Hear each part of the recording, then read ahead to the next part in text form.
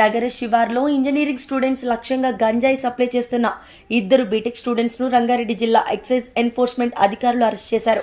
మేడ్చల్ జిల్లా Ghatkesar excise station పరిధి అన్నోజిగూడలోని ఒక అపార్ట్మెంట్లో సోదాలు చేసి 3.5 కిలోల గంజాయిని స్వాధీనం చేసుకున్నారు.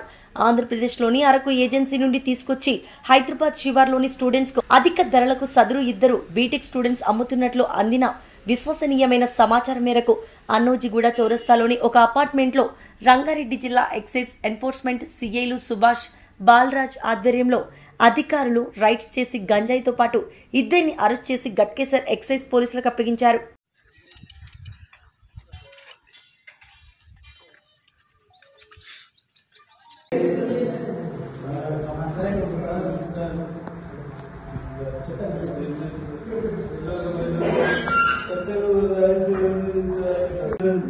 Sampai